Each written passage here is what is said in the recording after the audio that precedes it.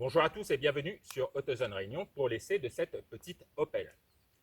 Alors la marque Opel qui a intégré le groupe PSA depuis 2017 et bien évidemment qui fait maintenant partie du géant Stellantis. La marque Opel est un des seuls constructeurs à offrir une double offre sur le segment des SUV urbains avec le Crossland et l'Opel Mokka. C'est ce dernier qui va nous intéresser aujourd'hui. Alors, c'est un Opel Mokka qui change du tout au tout. Opel peut se servir dans la grosse banque d'organes du groupe. Il change au niveau du style et également au niveau mécanique. Justement, aujourd'hui, on essaye la version 100% électrique. Alors, dans les années 70-80, Opel avait un style très anguleux, comme sur les Cadettes ou les Manta. Cet Opel Mokka adopte le nouveau code stylistique de la marque avec la calandre Visor. Ce masque noir, totalement obturé aujourd'hui puisqu'on dispose de la version électrique. Le masque noir qui englobe les feux avec une signature lumineuse très simple. Il est entouré d'un plastique chromé. Et puis, on a ce capot moteur très droit avec la typique arête centrale de la marque. Alors, on le note, de profil, cette Opel Mokka a beaucoup évolué puisqu'elle perd 13 cm en passant de 4,28 mètres à 4,15 mètres. Il est donc assez compact. Il est plus compact encore que le Crossland. Ce nouveau Mokka adopte des passages de roues assez travaillés. Ensuite, on a les bas de caisse avec le rappel couleur carrosserie. Sur notre version Ultimate aujourd'hui, on a les jantes 18 pouces Biton. On remarque que pour le modèle électrique, on a ce petit E. Et puis, on dispose également de la teinte contrastée pour le toit qui est en noir. On dispose également d'une option avec le capot moteur noir. On remarque également l'arche chromée qui part de la custode jusqu'au capot avant. Je crois qu'il peut être de couleur en option. Alors la poupe est également intéressante au niveau du style, avec ce haillon qui est de forme très carrée, je dirais. Et puis on retrouve ces angles très saillants au niveau des feux qui sont ultra fins en forme de L. Et on a également l'ouverture du coffre qui est assez spéciale puisqu'elle se trouve sous le bouclier. Et on dispose d'un coffre de 310 litres. Alors il a perdu une quarantaine de litres par rapport à la version thermique.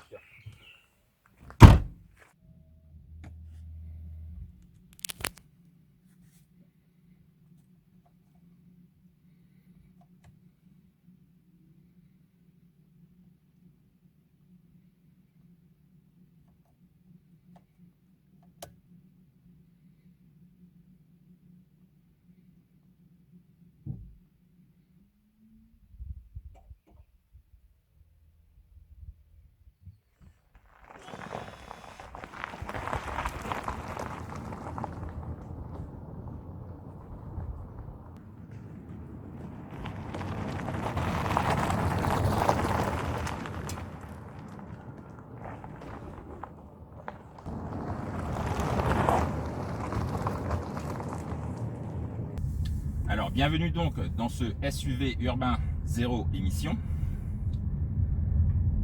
Alors, cette Opel Mokka i repose sur la plateforme ICMP du groupe Stellantis.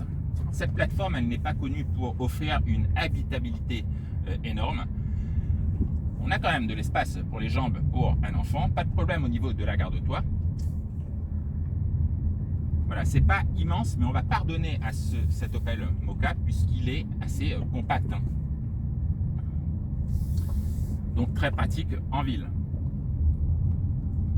Alors, cet Opel Mokka garde des gènes très allemands. Pourquoi? Parce que l'ambiance intérieure est assez sombre, il faut bien l'avouer. Par contre, on adore ce nouvel agencement pur panel avec les doubles dalles numériques. Alors aujourd'hui, comme on est dans une finition Ultimate, on a la grande instrumentation numérique 12,3 pouces paramétrable et puis ce grand écran de 10 pouces. Alors, petit bémol par contre, on dispose de l'ancien système multimédia PSA, alors avec toutes les fonctions qui vont bien, hein. Mais par exemple, si on passe sur la navigation, c'est toujours pareil, on a un grand écran de 10 pouces, seulement on a un tout petit écran de navigation avec autour beaucoup d'espace pour juste les données de clim, l'heure ou la température. Voilà, ça c'est un peu dommage. Alors dans cette finition Ultimate, on a par contre un panel d'équipement comme le chargeur par induction, le régulateur de vitesse adaptatif avec fonction embouteillage, le centrage dans la voie, la sellerie cuir et Alcantara. Au niveau de la finition, c'est plutôt pas mal pour un véhicule d'un constructeur généraliste. On a ce genre de plastique par contre type qui imite un peu le carbone. Bon, il est un peu dur. Alors on a par contre un afflux de plastique noir laqué du haut de la planche de bord jusqu'au tunnel central. Voilà, alors ça arrange rien côté luminosité à bord, et puis il faudra un chiffon parce que honnêtement ça prend énormément de poussière. Au niveau de l'ergonomie, c'est plutôt simpliste, donc pratique. Sous le capot de cet Opel Mokka i, on dispose du bloc de 136 chevaux, 260 Nm, bloc électrique bien sûr, associé à une batterie de 50 kWh. Alors je crois qu'en charge utile, on dispose de 46 kWh. Ça promet une autonomie de 330 km normalement. Alors on va passer en mode sport. On l'a pas vraiment encore testé. Les performances sont tout à fait correctes. À 0 à 100 en 9 secondes 1.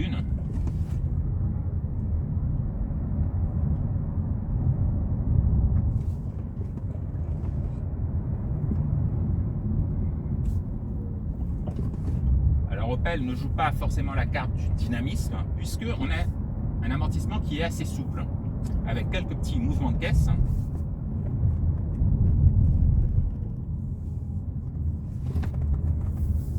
Une direction qui n'est pas non plus forcément ultra précise, mais par contre c'est étrange.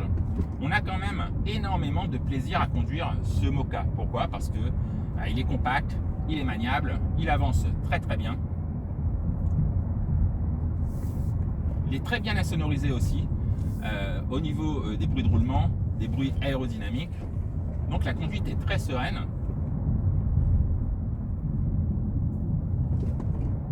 Bon, aujourd'hui on est également bien chaussé. Donc voilà, de disposer d'un véhicule confortable et en même temps très sûr, c'est pas mal. Au niveau de la consommation, alors on va vous indiquer justement ce qu'on a consommé pendant cet essai, qui comptera de la ville, des chemins sinueux, un peu de national. Alors ça devrait suffire normalement pour une utilisation à La Réunion, même pour le week-end. Il ne faudra pas oublier évidemment de le charger. Ce véhicule encaisse une charge de 100 kW. Ce véhicule sera disponible en version en finition élégance à 40 600 € ou en finition ultimate comme aujourd'hui à 43 600 €. Bien évidemment, on va enlever à tout ça le bonus écologique. À La Réunion, c'est de 7 000 €. Et puis, il faudra voir les conditions en concession. On peut bénéficier de la prime de conversion selon la reprise dont vous disposez. Voilà, une prime de conversion qui peut aller jusqu'à 5 000 €, mais là je préfère vraiment que vous voyez avec les commerciaux Opel.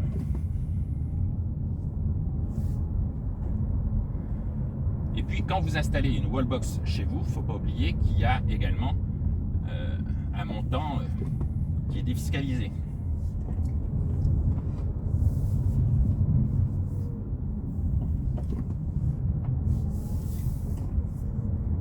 Voilà, c'était un petit essai dynamique de cette Opel Mokka qui a beaucoup changé par rapport à la première génération. Il est devenu plus compact, il est plus fun au niveau du look, il est également plus technologique. Cette version électrique est suffisamment performante, puis le véhicule est maniable, très pratique en ville.